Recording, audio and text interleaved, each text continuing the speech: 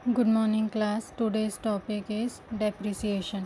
Depreciation या जिसे हिंदी में हम कहते हैं हराश, इसके थ्रू हम एनालिसिस कर सकते हैं कि जो भी आपका एसेट्स रहता है वो कभी भी सेम एज इट इज़ एक लॉन्ग टाइम के लिए नहीं रहता है। कंटिन्यू उसमें क्या होता रहता है, जो उसकी कंडीशन जो है वो ख़राब होती रहती है। मीन्स जैसे जैसे टाइम बीतते जाएगा धीरे धीरे वो क्या हो जाएगी, बेकार हो जाएगी और किसी काम की नहीं रहेगी। इसको हम क्या कहते हैं, कैपिटल लॉस कहते हैं। तो इस तरह का जो भी हमको लॉस होता है मीन्स किसी भी तरह के एसेट्स को यूज़ करने पे, तो उसको हमको किस में दिखाना पड़ता है, अपने प्रॉफिट एंड लॉस अकाउंट में दिखाना पड़ता है, जिससे कि प्रॉफिट की सही कंडीशन का एनालिसिस हो और बैलेंस शीट भी आपका सही कंडीशन जो है एसेट्स का वो प्रेजेंट करें। क्योंकि जब हम एसेट्स परचेस करते हैं तब उसकी टोटल वैल्यू क्या होती है, अलग होती है, और जैसे जैसे हम यूज़ करते जाते हैं वो मशीन क्या होने लगती है, ख़राब होने लगती है। मीन्स उसका जो वैल्यू है वो क्या होने लगता है, कम होने लगता है। तो अकॉर्डिंग टू इन सारी कंडीशंस के अकॉर्डिंग हम क्या करते हैं, डेप्रिसिएशन चार्ज करते हैं, जिससे कि पर्टिकुलर कंफर्म हो सके कि पर्टिकुलर ईयर में हमने मशीन का कितना यूज़ किया और उसके अकॉर्डिंग उसमें कितना डेप्रिसिएशन चार्ज किया। मतलब जितना यूज़ किया अकॉर्डिंग टू उतना कितना मशीन ख़राब हो गया। इसका हम क्या करते हैं, प्रॉफिट एंड लॉस अकाउंट में प्रेजेंट करते हैं कि प्रॉपर वे पे हमको कंफर्म हो सके कि हमारी मशीन का कितना परसेंट जो कंडीशन है वो ख़राब हो चुका है। डेप्रिसिएशन को की कंडीशन को अप्लाई करने का एक और रीज़न है, वो रीज़न ये है कि इसके कारण हम क्या करते हैं, डेप्रिसिएशन का जो अमाउंट है वो हम अलग करते जाते हैं। और ये अमाउंट फिर कब काम आता है, जब हम हमारी जो पुरानी मशीन है जो अभी हमने कंटिन्यूशन में यूज़ में रखी है, जब वो मशीन टोटली ख़राब हो जाती है तो हम उसको रिप्लेस करके इस डेप्रिसिएशन फ़ंड के थ्रू जो अमाउंट इकट्ठा करके रखते हैं उसका यूज़ करके हम क्या कर सकते हैं, नई मशीन ख़रीद सकते हैं।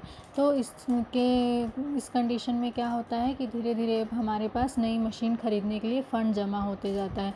और अगर ऐसा नहीं करते तो जब मशीन अचानक से ख़राब होती है उस कंडीशन में हमारे ऊपर बहुत प्रेशर आ जाता है, किसके लिए, नई मशीन ख़रीदने के लिए। क्यों? क्योंकि उससे रिलेटेड हमारे पास किसी तरह का कोई फ़ंड जमा नहीं होता है।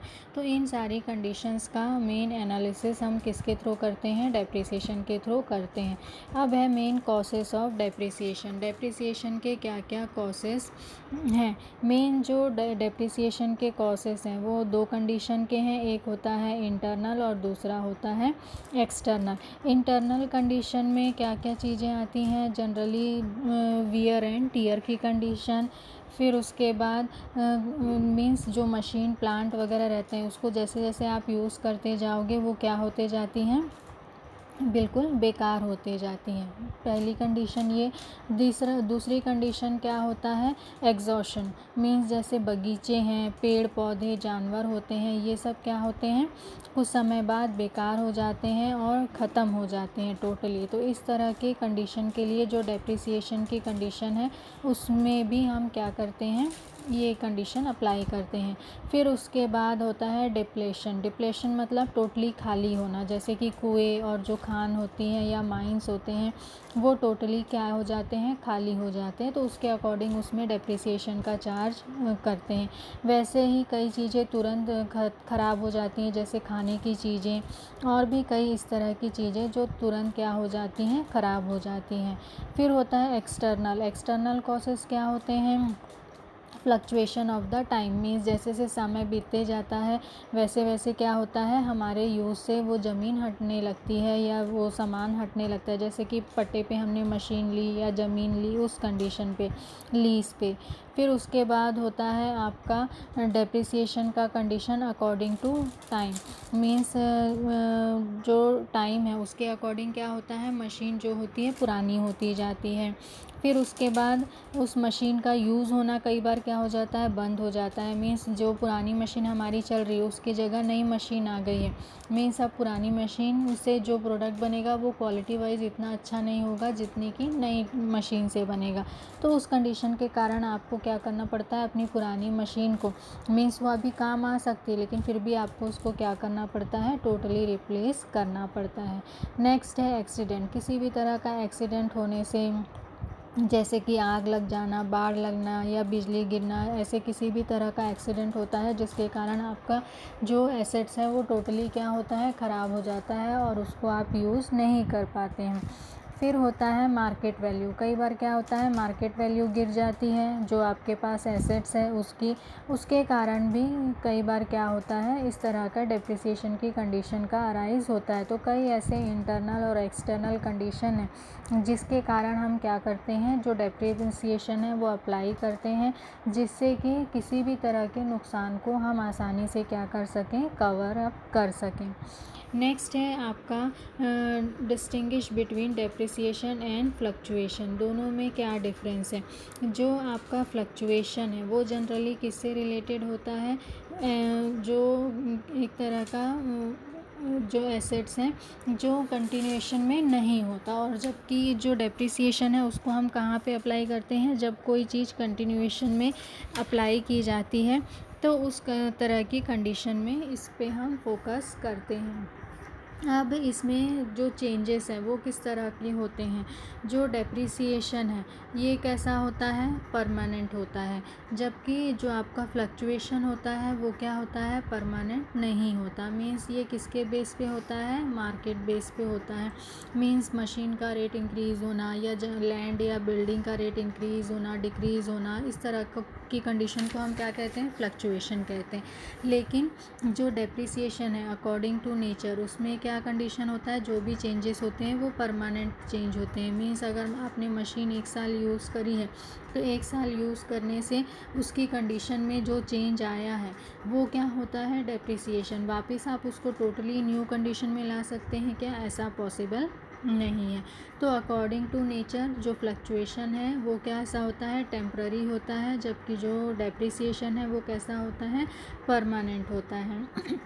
एसेट्स किस तरह के इन्वॉल्व होते हैं। डेप्रिसिएशन में जनरली हम किसको लेते हैं, फिक्स्ड एसेट्स को लेते हैं। फ्लक्चुएशन में हम किसको लेते हैं, करंट एसेट्स को लेते हैं। इसमें ज़्यादातर क्या होता है, फ्लक्चुएशन होता है। फिर उसके बाद डेप्रिसिएशन जो है क्या होता है, maintain the earning capacity of business. Means ये क्या करती है, अर्निंग कैपेसिटी को मेंटेन रखती है, किसके, बिजनेस को। जबकि जो फ्लक्चुएशन होता है ये इसमें किसी भी तरह का कोई सपोर्ट नहीं करती है। मींस जो लिक्विडिटी है उस कंडीशन को बस वो कंफर्म करती है और बहुत ज़्यादा इसका कोई फ़ायदा हमको नहीं होता है। और शो करना किस में, फाइनेंशियल स्टेटमेंट में। जैसे कि जो डेप्रिसिएशन है उसको हम किस में प्रेजेंट करते हैं, प्रॉफिट एंड लॉस अकाउंट में दिखाते हैं, जबकि हम फ्लक्चुएशन को कहीं पे भी प्रेजेंट नहीं करते, क्योंकि ये प्राइस का फ्लक्चुएशन है जो कंटिन्यूएशन में चेंज होता रहता है, तो उसको हम कभी भी अपने बैलेंस शीट में नहीं दिखाते हैं। तो इस तरह से ये दोनों चीज़ें टोटली क्या हैं, अलग अलग हैं। फिर नेक्स्ट है आपका distinguish between depreciation and obsolescence. अब इसमें क्या कंडीशन है, जो डेप्रिसिएशन है वो कैसा होता है, परमानेंट होता है।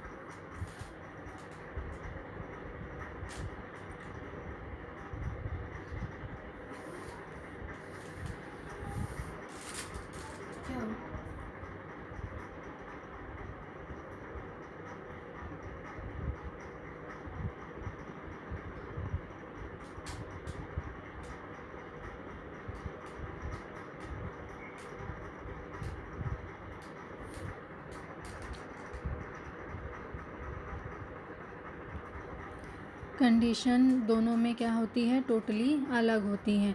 जैसे कि डेप्रिसिएशन कैसा है, जैसे अभी मैंने बताया ये परमानेंट कंडीशन है, और इसके कारण क्या होता है, जो एसेट्स की वैल्यू है उसमें क्या होता है, धीरे धीरे कमी होती है। लेकिन जो आपका एफ्लेक्शन है इसमें क्या होता है कि आप टोटली जो आपका प्रोडक्ट है उसका वैल्यू अचानक से गिर जाता है। क्यों गिर जाता है, changes in technology, demand and other market condition, जिसके कारण टोटली उसका जो रेट है, जो पहले की कंडीशन थी और अब की कंडीशन में बहुत ज़्यादा डिफरेंस अचानक से आता है।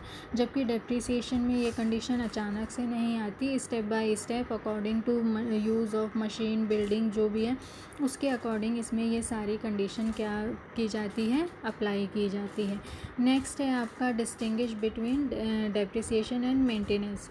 डेप्रिसिएशन कैसा है कि आप इसको जो एसेट्स की वैल्यू है उसमें से धीरे धीरे कम करते जाते, जबकि मेंटेनेंस क्या रहता है, मशीन को प्रॉपर मेंटेन करना, जिससे कि जो उसका वैल्यू है या लाइफ ईयर है वो कंटिन्यूशन में क्या होता जाए, इंक्रीज़ होता जाए, जिससे कि पर्टिकुलर जो उसका टाइम पीरियड है या लाइफ पीरियड है उसको ज़्यादा से ज़्यादा क्या किया जा सके, इंक्रीज़ किया जा सके।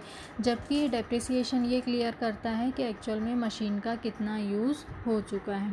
तो इस तरह से ये सारी चीज़ें क्या हैं, अलग अलग हैं और टोटली इनकी कंडीशन भी क्या है, अलग अलग है। और उसके अकॉर्डिंग जो इनकी कंडीशन है वो कैसे रहती हैं, उनके अकॉर्डिंग वहाँ पे उसको प्रेजेंट किया जाता है। नेक्स्ट है आपका मेन ऑब्जेक्टिव, क्या क्या है इसके ऑब्जेक्टिव। इसे आप नीड भी कह सकते हैं, ऑब्जेक्टिव भी कह सकते हैं और सिग्निफिकेंस भी कह सकते हैं। किससे रिलेटेड, डेप्रिसिएशन से रिलेटेड। इसमें कौन कौन सी कंडीशन है।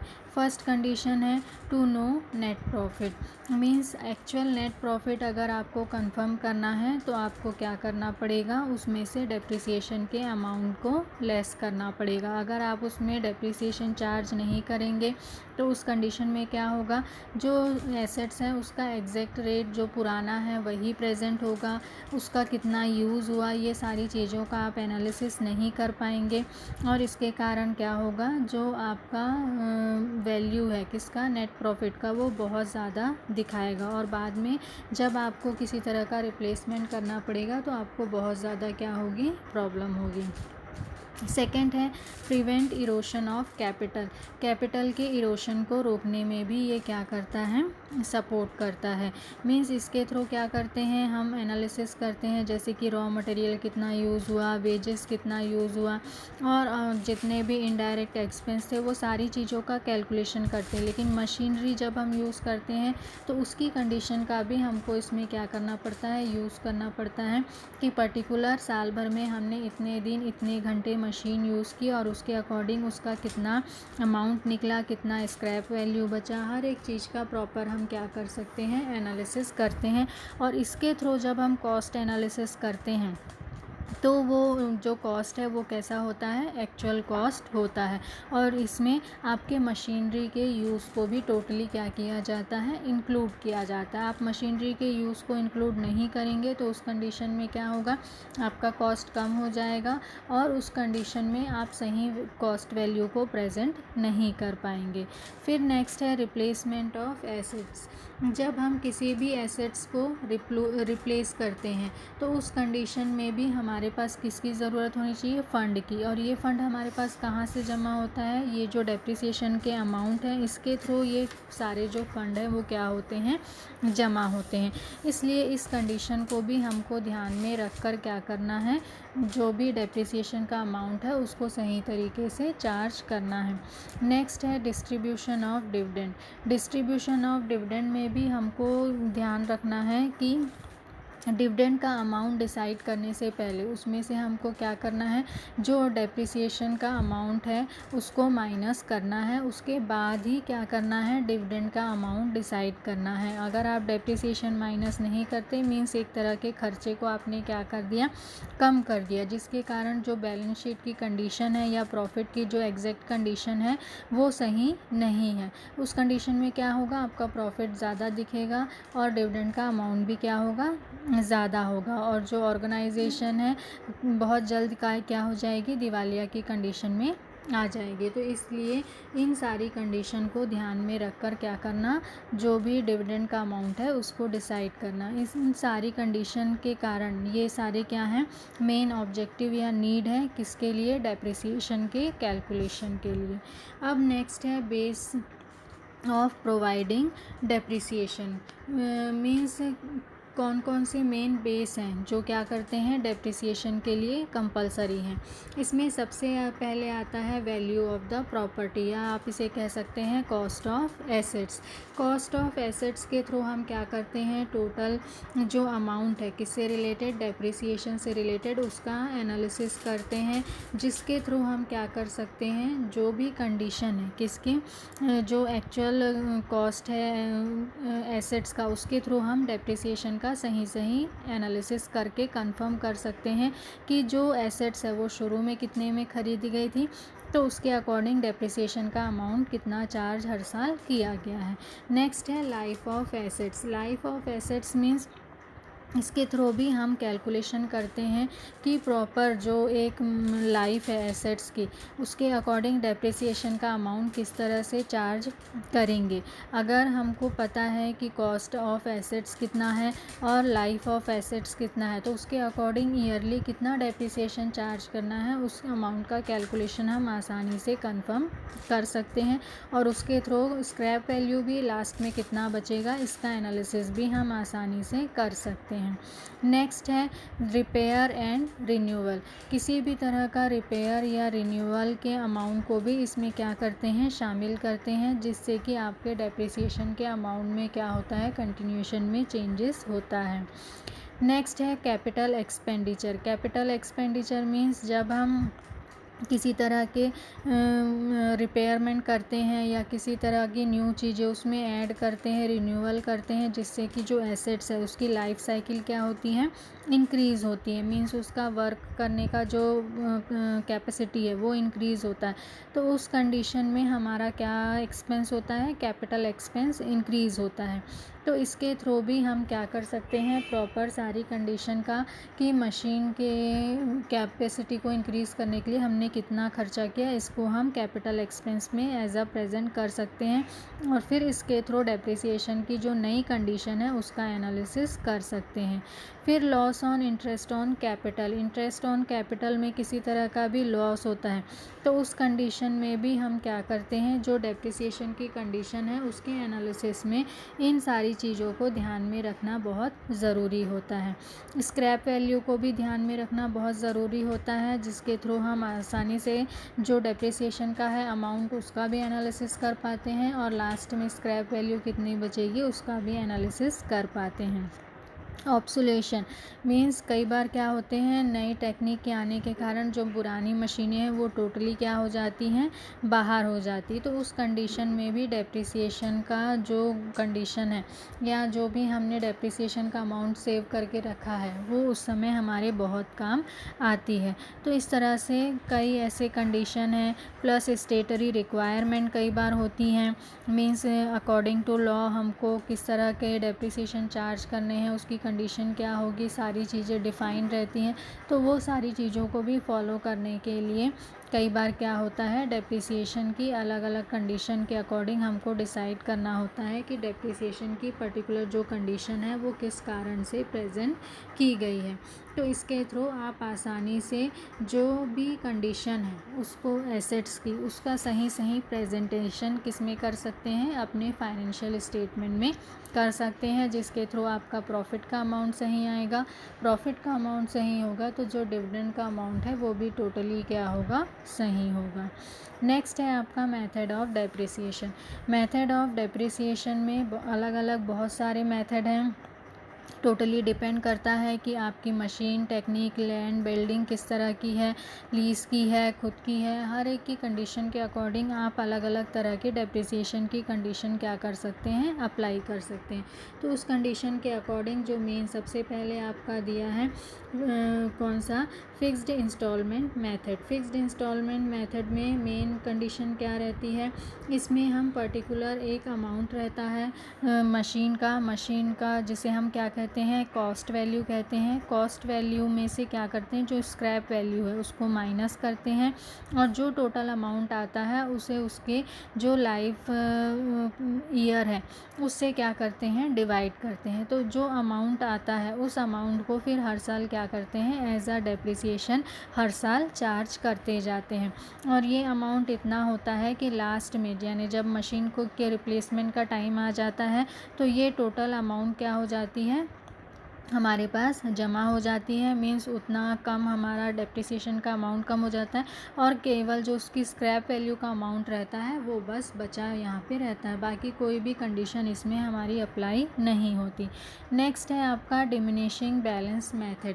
डिमिनिशिंग बैलेंस मेथड में हम क्या करते हैं, जो आपका कहना चाहिए डेप्रिसिएशन का अमाउंट है उसको क्या करते हैं, हर साल इसमें चेंजेस करते जाते हैं। जैसे कि पर्टिकुलर इस साल जो एसेट्स की वैल्यू थी उसमें से जब हम डेप्रिसिएशन को माइनस कर देते हैं तो डेप्रिसिएशन का जो टोटल अमाउंट है वो नेक्स्ट ईयर के लिए क्या हो जाता है, चेंज हो जाता है। जैसे कि यहाँ पे कितना दिया है, जब मशीन ख़रीदे थे उसकी वैल्यू कितनी थी, 25,000। अब उसमें 10% डेप्रिसिएशन चार्ज किया तो अमाउंट कितना हो गया, 2500। अब इस अमाउंट को, जो भी डेप्रिसिएशन का अमाउंट है उसको हम क्या कर देंगे, इसमें से माइनस कर देंगे। तो उस कंडीशन में क्या होगा कि जो टोटल आपका अमाउंट है वो कैसा होगा कि आप अगर इसमें किसी भी तरह का कोई चेंज करते हैं तो क्या कंडीशन आ जाएगी, ये आपका अमाउंट कैसा हो जाएगा, 25,000 में से 2,500 माइनस करेंगे तो टोटल अमाउंट आपका कितना आएगा, 22,500। मीन्स नेक्स्ट ईयर जो आपकी मशीन की वैल्यू होगी वो कितनी होगी आपकी, 22,500। तो उसके अकॉर्डिंग जब आप नेक्स्ट ईयर डेप्रिसिएशन का अमाउंट चार्ज करेंगे तो नेक्स्ट ईयर जो डेप्रिसिएशन का आपका अमाउंट है वो क्या होगा, 25,000 की जगह 22,500, और उस पर आप क्या करेंगे, 10% डेप्रिसिएशन चार्ज करेंगे। फिर इस अमाउंट को भी माइनस करके नेक्स्ट ईयर जो कंडीशन होगी फिर टोटली चेंज हो जाएगी, जैसे कि यहाँ पे आपका प्रॉपर दिया हुआ है।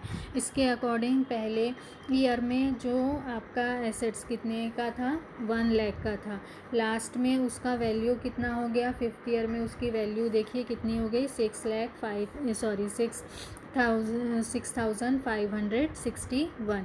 तो ये कंटिन्यूशन में क्या हो रहा है, यहाँ पे डिक्रीज़ हो रहा है जो अमाउंट है। जो डेप्रिसिएशन का अमाउंट भी है वो हर साल क्या हो रहा है, चेंज हो रहा है, और जो एसेट्स का वैल्यू है वो भी हर साल कंटिन्यूशन में क्या हो रहा है, चेंज हो रहा है। तो इस कंडीशन को ही हम क्या कहते हैं, डिमिनिशिंग बैलेंस मेथड, या हम कह सकते हैं रिड्यूसिंग बैलेंस मेथड।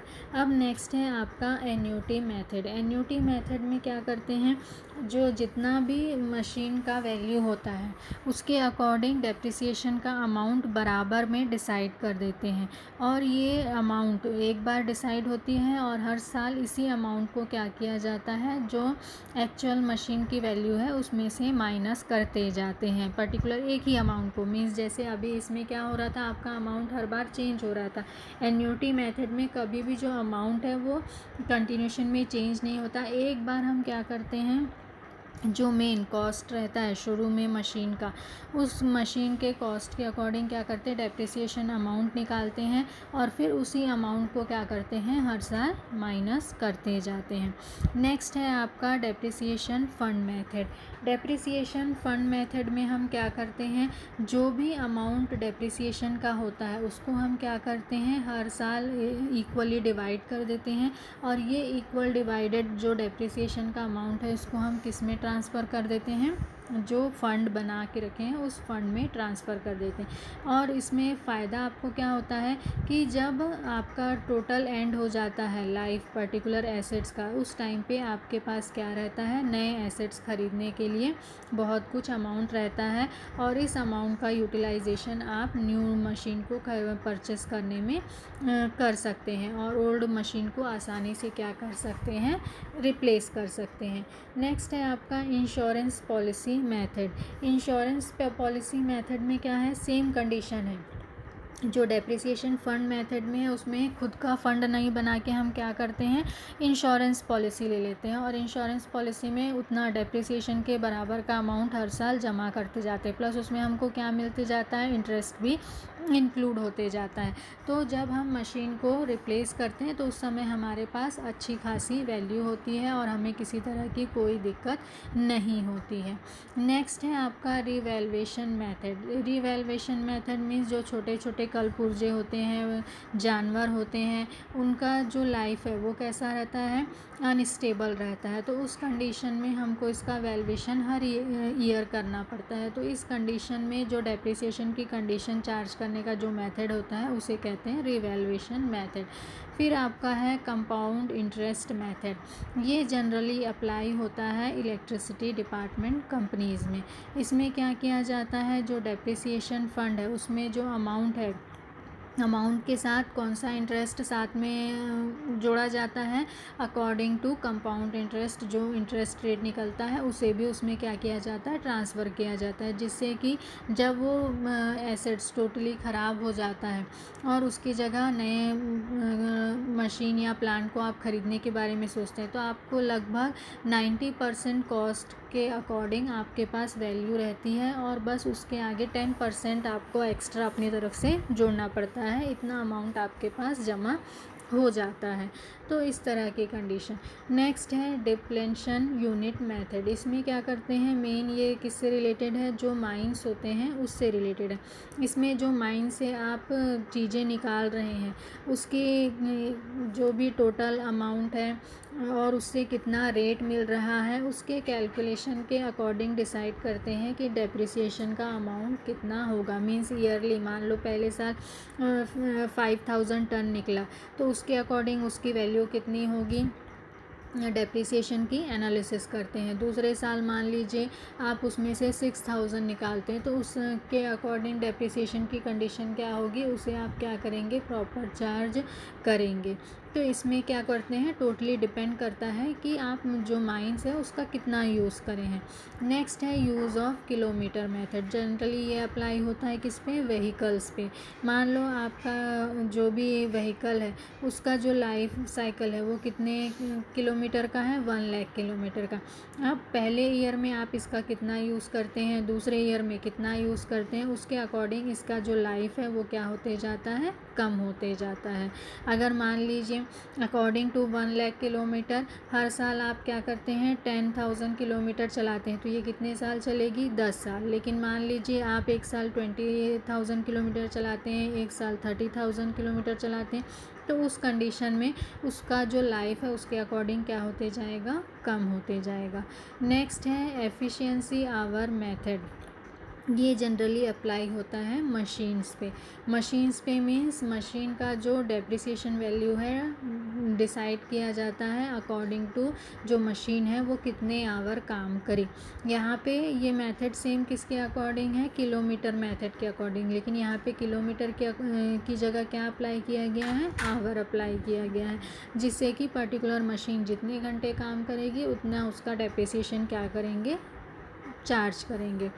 फिर उसके बाद सिंगल चार्ज मेथड। इसमें क्या करते हैं, जो भी आपका मशीन है उसका जो पर्टिकुलर टाइम पीरियड है उसके अकॉर्डिंग जो भी उसका मेंटेनेंस है सारी चीज़ों को एक साथ क्या करते हैं, डेप्रिसिएशन निकाल के जो भी अमाउंट है उसको प्रॉफिट एंड लॉस अकाउंट में दिखा देते हैं। फिर उसके बाद ग्लोबल मेथड। इसमें क्या करते हैं, जो आपका टोटल जितनी भी डेप्रिसिएशन वाले एसेट्स होते हैं सारे का एक साथ डेप्रिसिएशन चार्ज कर देते हैं। लेकिन कंपनी लॉ के अकॉर्डिंग इस तरह की कंडीशन अप्लाई नहीं होती है। नेक्स्ट है आपका कंपनी एक्ट के अकॉर्डिंग डेप्रिसिएशन की कंडीशन से रिलेटेड क्या क्या रूल्स और रेगुलेशन है और उसको हम किस तरह से फॉलो करते हैं और ये फॉलो करना हमारे लिए क्यों ज़रूरी है। अकॉर्डिंग टू कंपनी एक्ट जो मेन कंडीशन है डेप्रिसिएशन से रिलेटेड उसमें जो भी चीज़ें रहती हैं उसको हमको क्या करना पड़ता है, प्रॉपर वे पे अप्लाई करना पड़ता है। फॉर एग्ज़ाम्पल जैसे कि प्रॉफिट एंड लॉस अकाउंट में जो भी आपके पास जितने भी फिक्स्ड एसेट्स हैं उसका प्रॉपर डेप्रिसिएशन का एनालिसिस करके आपको हर साल ये अमाउंट दिखाना क्या होता है, कंपलसरी होते हैं। अगर आप इस कंडीशन को फॉलो नहीं करेंगे तो आपके थ्रू जो भी डिविडेंड का अमाउंट है या दूसरी सारी कंडीशंस आपको दिखाई गई हैं वो सारी चीज़ें सही अप्लाई नहीं होंगी। नेक्स्ट, इससे रिलेटेड जो भी रूल्स और रेगुलेशन है उसके अकॉर्डिंग आप क्लियर करना, खासकर जो सेक्शन 123(1)(a) है उसके अकॉर्डिंग आपको क्लियर करना होगा कि कंपनी में जो डेप्रिसिएशन चार्ज किया जा रहा है वो उसका कंडीशन क्या है, उसके अकॉर्डिंग उससे रिलेटेड फ़ंड की कंडीशन क्या है, कितना % डेप्रिसिएशन अमाउंट हर साल फ़ंड में जाता है, और क्या डेप्रिसिएशन का अमाउंट करने के बाद ही आप डिविडेंड का अमाउंट डिसाइड करते हैं, और कितना जो कंडीशन है डेप्रिसिएशन का मशीन के अकॉर्डिंग या बिल्डिंग या प्लांट के अकॉर्डिंग, सारी कंडीशन के अकॉर्डिंग जो भी डेप्रिसिएशन का मेथड आप यूज़ कर रहे हैं वो सही है कि नहीं, प्लस जितना % आप डिसाइड कर रहे हैं और जितना % आप हर साल अमाउंट कट कर रहे हैं वो सारी चीज़ें सही हैं कि नहीं, ये सारी चीज़ों का क्या करना, कंफर्मेशन करना, प्लस स्क्रैप वैल्यू का डिसीजन किस तरह से आया, उससे रिलेटेड अमाउंट कितना है, और जो भी आपका एक्चुअल अमाउंट है डेप्रिसिएशन के थ्रू जो जमा होगा जिसे आप रिटर्न ऑफ करेंगे वो 95% से ज़्यादा नहीं होना चाहिए। ये सारी कंडीशंस का भी टोटली क्या करना, एनालिसिस करना।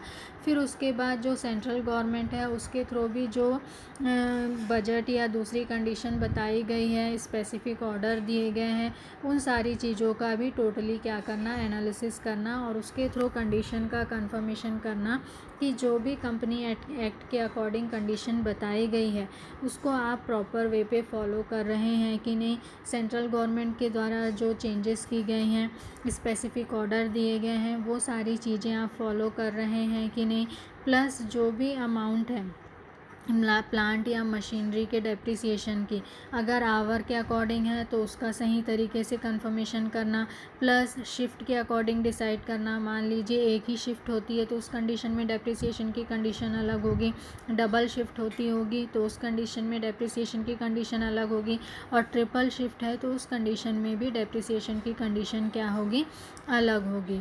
फिर उसके बाद प्रो रेट बेसिस पे भी फोकस करना कि किस कंडीशन में आपने जो एसेट्स हैं किस तरह से परचेस की थी, उस समय उसकी कॉस्ट वैल्यू क्या थी, प्लस आपने अगर एसेट्स में और भी कई चीज़ें इंक्लूड की गई हैं तो उससे रिलेटेड सारी डिटेल और कंफर्मेशन देना कि किस तरह आपने सारी चीज़ों को उसमें चेंजेस किए हैं और उसमें क्या क्या कंडीशंस अप्लाई की हैं, हर एक चीज़ का प्रॉपर वे में क्या करना, डिटेल में कंफर्मेशन देना। प्लस आपका अकाउंटिंग स्टैंडर्ड 6 के अकॉर्डिंग भी डेप्रिसिएशन की जो कंडीशन है वो सारी कंडीशन फॉलो हो रही है या नहीं, मींस जो भी आपकी कंडीशन है किसके अकॉर्डिंग, जो आपका लिस्ट है और उससे रिलेटेड जो आपका हराश का या डेप्रिसिएशन का अमाउंट है और उससे रिलेटेड जो टाइम पीरियड है, ये सारी जो कंडीशन है वो सही बैठती है या नहीं, प्लस आप जो भी लॉ है उसके अकॉर्डिंग ही जो कंडीशन है उसको अप्लाई कर रहे हैं या नहीं, इसका भी क्या करना, कंफर्मेशन देना, क्लैरिफिकेशन देना। नेक्स्ट है depreciation and auditors duty, means depreciation से रिलेटेड ऑडिटर्स की क्या क्या ड्यूटी होती हैं।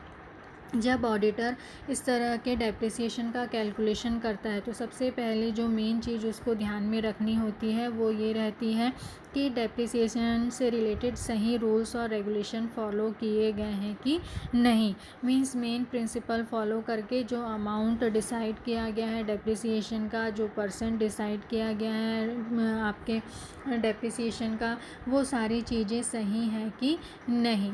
प्लस ये देखना कि जो डेप्रिसिएशन है उसके अकॉर्डिंग जो भी डेप्रिसिएशन का मेथड है वो टोटली सही है कि नहीं है। प्लस ऑडिटर को चाहिए कि वो जो भी डेप्रिसिएशन से रिलेटेड कंडीशन है उसको प्रॉपर पूरी ईमानदारी से हर एक कंडीशन को क्या करे, चेक करे, प्लस ये कंफर्म करे कि जो भी एसेट्स पे डेप्रिसिएशन लगाया गया है उसके कारण कैपिटल पे किसी तरह का कोई इफ़ेक्ट यानी गलत या सही इफ़ेक्ट तो नहीं पड़ रहा है। प्लस जो भी आपके रूल्स और रेगुलेशन है अकॉर्डिंग टू लॉ, सारी कंडीशन डेप्रिसिएशन से रिलेटेड फॉलो की जा रही है या नहीं, इसका भी प्रॉपर एनालिसिस करना।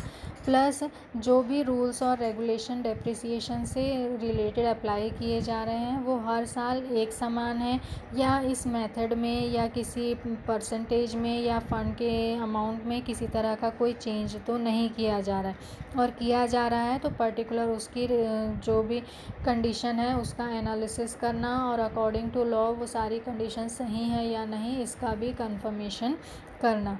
प्लस देखना कि जो भी डेप्रिसिएशन चार्ज हो रहा है उसमें जो मैनेजमेंट है और जो वो डेप्रिसिएशन चार्ज करने की कंडीशन है उसमें किसी तरह की कोई गड़बड़ तो नहीं की गई है, ये सारी चीज़ का एनालिसिस करना। फिर एग्ज़ामिन करना आर्टिकल ऑफ एसोसिएशन का कि उसके अकॉर्डिंग ही सारा डेप्रिसिएशन का अमाउंट डिसाइड किया गया है या नहीं।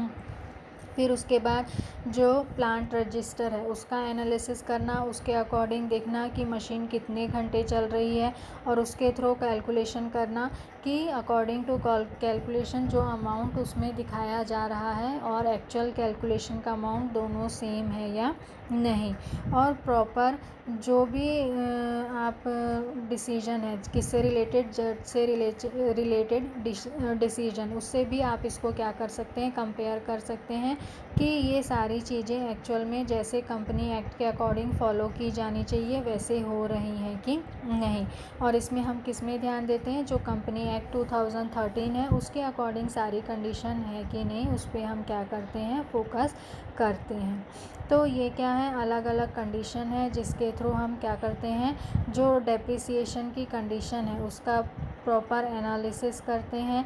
और इसका अलग अलग लॉ से भी रिलेटेड कंडीशन है, बहुत सारे एक्ट लॉ आए, बहुत सारे केसेस आए, उसके थ्रू भी कई रूल्स और रेगुलेशन आए कंपनी से रिलेटेड। तो वो कंपनी के रूल भी कंपनी जो भी कंपनी होती है उसको फॉलो करना ज़रूरी होता है, जैसे कि यहाँ पे बहुत सारे अलग अलग केस स्टडी के बारे में दिया हुआ है। तो इसी तरह की जो भी केसेस होते हैं उसका के थ्रू भी कंपनी पे इफ़ेक्ट पड़ता है कि वो अपने डेप्रिसिएशन का अमाउंट ये सारी चीज़ों को ध्यान में रखकर प्रॉपर सही तरीके से डेप्रिसिएशन के अमाउंट को चार्ज कर रही है या नहीं। तो इसके थ्रू जो भी कंडीशन होती है उसका हम सही एनालिसिस कर पाते हैं और कहीं पे किसी तरह की कोई दिक्कत नहीं होती है। तो ये क्या है, मेन आपका डेप्रिसिएशन, उसकी अलग अलग कंडीशन और किस तरह से अलग अलग मेथड के थ्रू आप डेप्रिसिएशन का कैलकुलेशन कर सकते हैं और कंफर्म कर सकते हैं कि डेप्रिसिएशन का अमाउंट हर साल माइनस होने के बाद ही जो आपका नेट प्रॉफिट है उसे आप प्रेजेंट करें, जिससे कि नेट प्रॉफिट की एक्चुअल कंडीशन जो है वो आपके फाइनेंशियल स्टेटमेंट में दिखे, जिससे कि आपका फाइनेंशियल स्टेटमेंट जो भी कंडीशन प्रेजेंट करे वो एक्चुअल हो और सही हो और उसमें कहीं किसी तरह की कोई दिक्कत ना हो। Thank you.